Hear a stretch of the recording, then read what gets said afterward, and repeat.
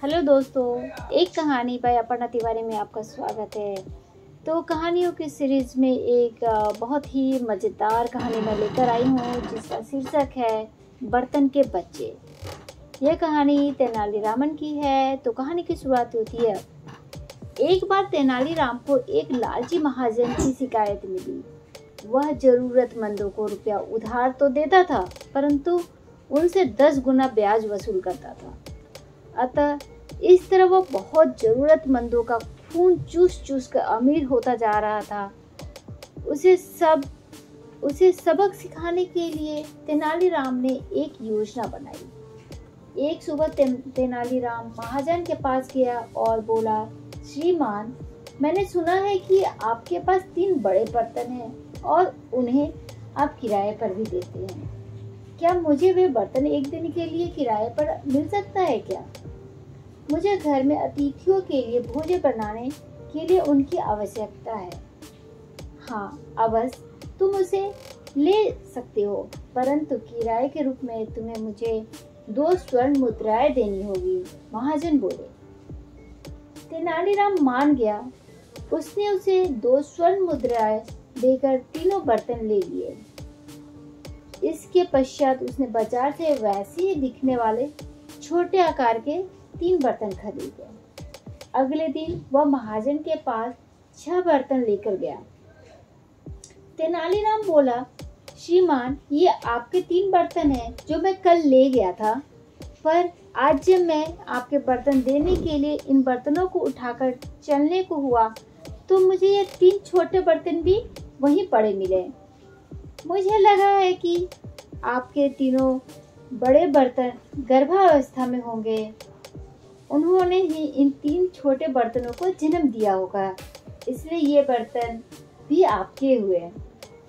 यह देखकर लालची महाजन बहुत प्रसन्न हुआ, क्योंकि उसे बैठे बिठाए 3 अपने बर्तनों के बदले 6 बर्तन मिले।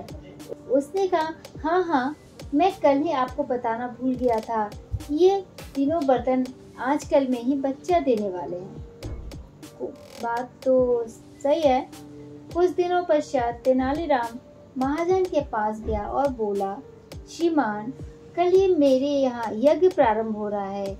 इस यज्ञ में मैं कई ब्राह्मणों व पंडितों को भोजन भी कराया जाएगा, अतः मुझे भोजन के लिए फिर से कुछ बर्तनों की आवश्यकता है। मैं वे बर्तन आपको 5 दिनों में लौटा दूंगा। कुछ ही देर में महाजन ने बर्तनों की व्यवस्था कर दी और बोला, तेनालीराम, मेरे ये सभी बर्तन गर्भावस्था में हैं। तुम इनका और इनके बच्चों का ध्यान रखना। तेनालीराम ने महाजन को बर्तनों का ध्यान रखने का वचन दिया और बर्तन लेकर चला गया। इस तरह कई दिन बीत गए, पर तेनालीराम बर्तन लौटाने नहीं आया। महाजन चिंतित होकर तेनालीराम के घर पहुंचा और बोला, तुमने मेरे बर्तनों का 5 दिन में लौटाने का वचन दिया था, परंतु इतने दिन बीत गए और तुमने अभी तक मेरे बर्तन नहीं लौटाए। कहाँ है मेरे बर्तन? श्रीमान, मैं आपको बताना भूल गया, वे सभी तो बच्चों के जन्म के समय में ही मर गए। लो, ये हुई ना बात। तेनालीराम बोला, ओह, तुम झूठे हो, तुम ऐसा कैसे कह सकते हो? महाजन ने रोते हुए कहा। तेनालीराम बोला, श्रीमान, आप तो जानते ही होंगे कि कुछ महिलाएं तो बच्चों को सुरक्षित जन्म दे देती है, जबकि कुछ जन्म देते समय मर भी जाती हैं।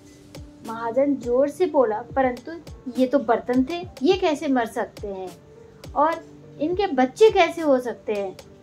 तुम कपटी हो, मैं तुम्हारी शिकायत दरबार में करूँगा। दोनों के बीच वाद विवाद बढ़ने लगा। दोनों में से कोई भी एक दूसरे की बात नहीं मान रहा था। अंत में महाजन न्याय के लिए तेनालीराम को राजा के पास ले गया। दरबार में राजा ने दोनों की बातें सुनी। तब वे महाजन से बोले, तुमने पहली बार में बर्तनों के बच्चों को स्वीकार किया? महाजन ने कहा, हाँ। क्या तुम जानते नहीं कि बर्तनों के बच्चे पैदा नहीं कर सकता? महाजन सिर झुकाए चुपचाप खड़ा रहा। यदि तुमने पहले तेनालीराम की बात मान ली थी तो तुम्हें अब भी उनकी बात माननी चाहिए। यदि तुम लालच न करते और पहली बार में ही उन छोटे बर्तनों को अस्वीकार कर देते तो तुम्हारा यह नुकसान नहीं हुआ होता। तुम्हें अब शायद अच्छी तरह पता चल गया होगा कि केवल प्राणी ही बच्चे पैदा कर सकता और मर सकता है। राजा ने महाजन से कहा।